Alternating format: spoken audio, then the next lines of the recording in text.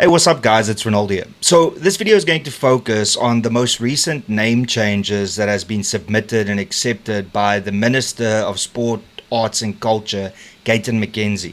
Now, whether he did his research before signing these names into law, I highly doubt it. But ultimately, you know it's election season because suddenly names need to be changed in order to comply with modern day South Africa. You know, we've got so many issues in this country, but apparently changing the names of places that literally cost millions of rand to implement is far more important than giving people the dignity of service delivery or improving their conditions that they are living under.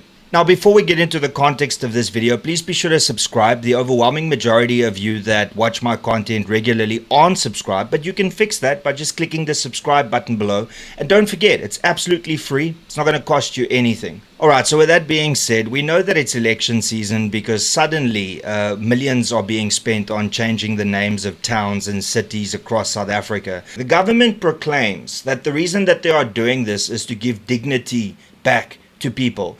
Now, answer this question. What gives more dignity to a person? Allowing them to live in conditions that they can be proud of, meaning clean streets, no potholes, no water leaks, functioning street lights, road markings that are actually there and that you can see it, or changing the name of a place and having potholes everywhere, street lights that aren't working, traffic lights that aren't working, no street markings, etc. Which one of the two gives dignity to people?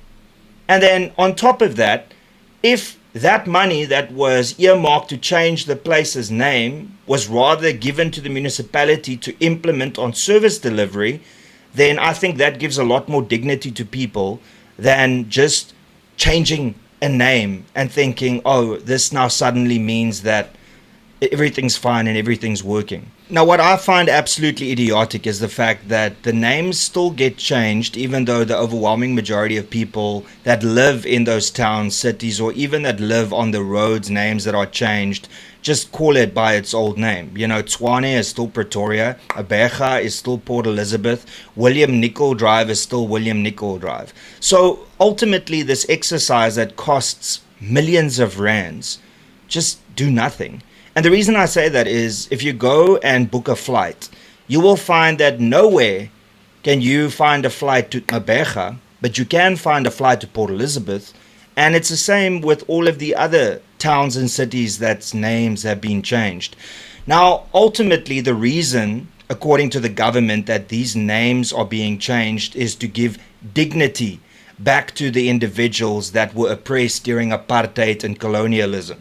Now, that's all good and well with towns, roads, and cities that's got offensive names or is having the name of an individual that had direct ties to apartheid and implemented apartheid. But because the government for the last 25 to 30 years have changed so many names, they are now running out of ideas and names to call these places. Let me give you one example. East London has been called Gugompo City.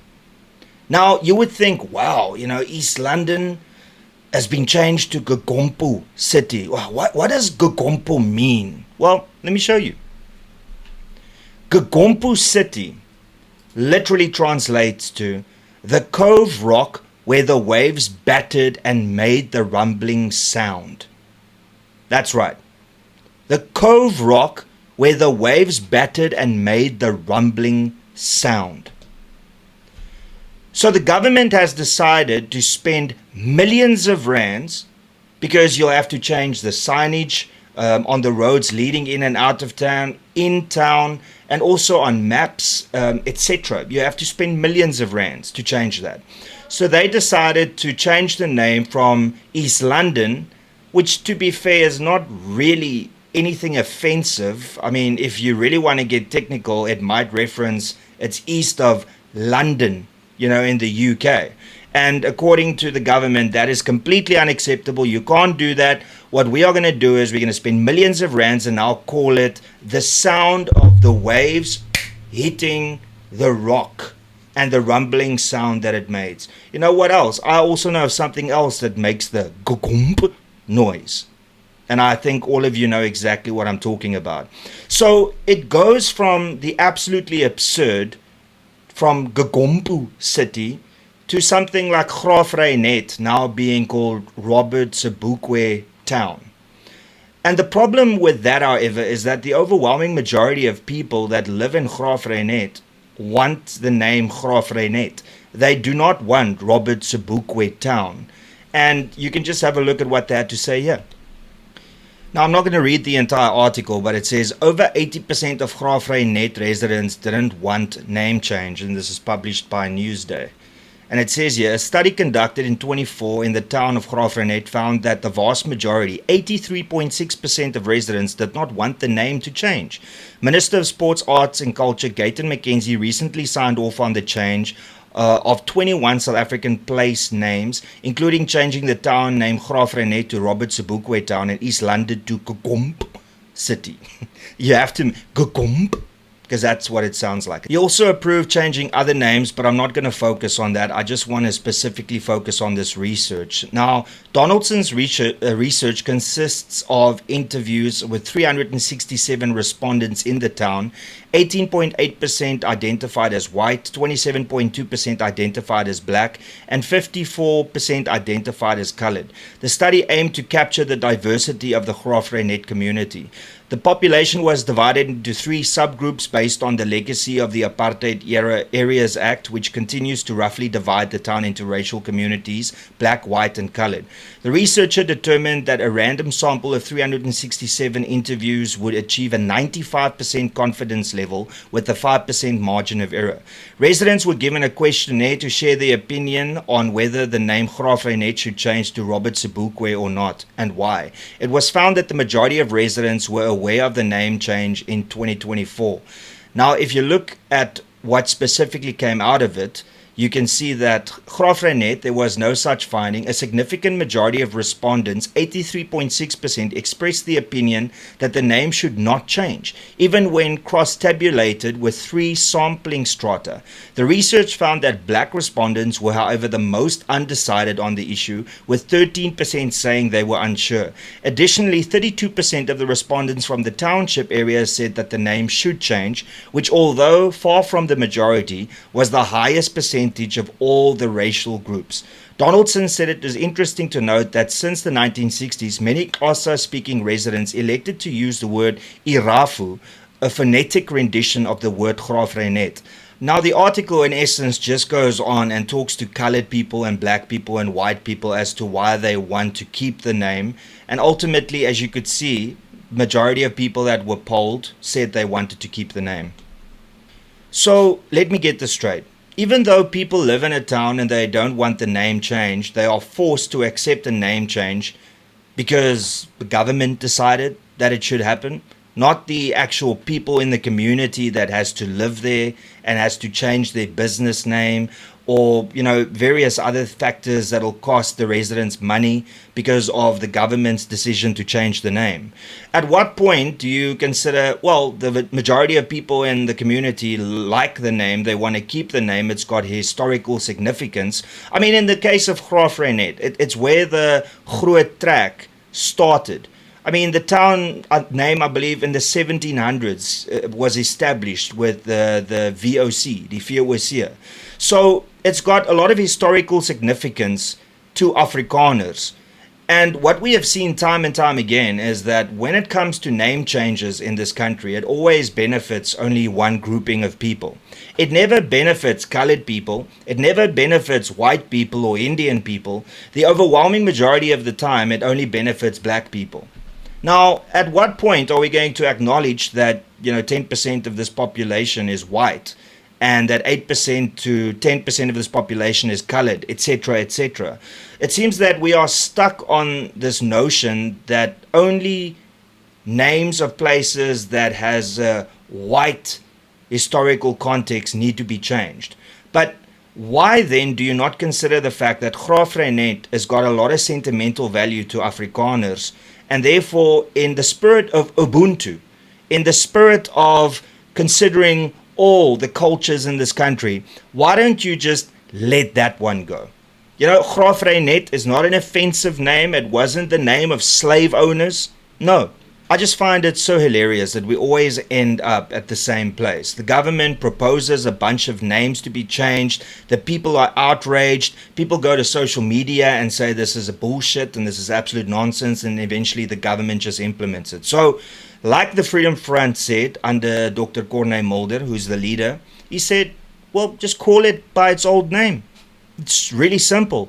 The government can change the name, but if everybody still calls it Graaff-Reinet or East London or Port Elizabeth or Pretoria or William Nicol Drive, then ultimately there's no point to it. Yes, on Google Maps the name might be different, but ultimately everybody that lives around you and that you do business with just calls it what it is. I mean, just call it Pretoria, just call it Port Elizabeth, just call it Graaff-Reinet. It's not hard. Ironically, though, Graaff-Reinet is being flooded right now.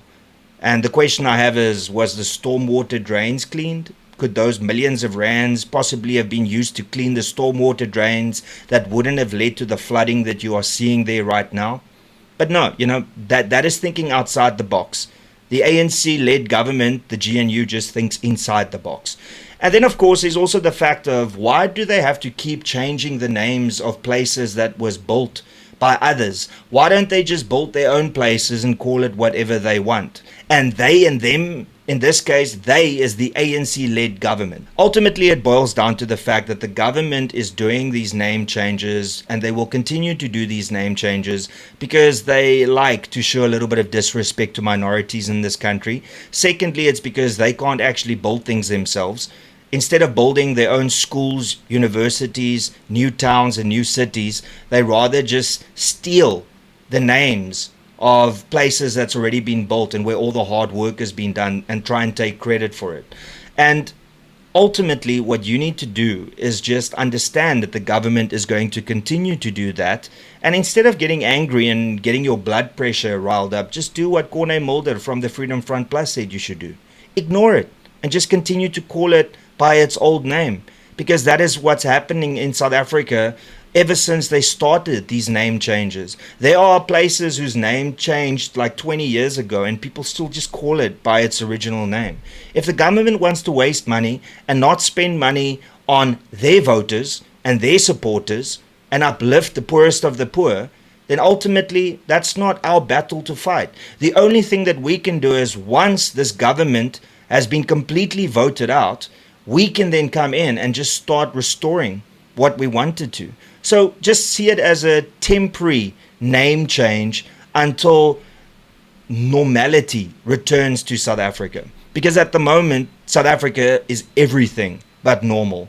And a great example of that is when somebody, specifically a politician or a minister, is willing to spend millions of rands on changing a town's name rather than fixing the potholes, water leaks, and the broken street lights in that town. I think that speaks for itself. And that's basically all I've got to say. Thank you so much for tuning in. Please be sure to smash the like button, share this video far and wide. Don't forget to subscribe. It's absolutely free. However, if you'd like to contribute towards this channel financially, you can give us super thanks below, or you can consider becoming a member by clicking the join button below, and that'll cost you R39.99 a month.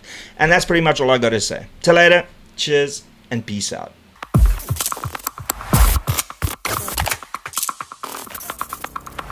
You don't even know me, but every time you see me, you say I went my massacre.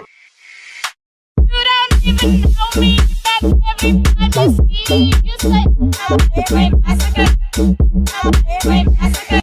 You don't even know me, but every time you see me, you say I went my massacre.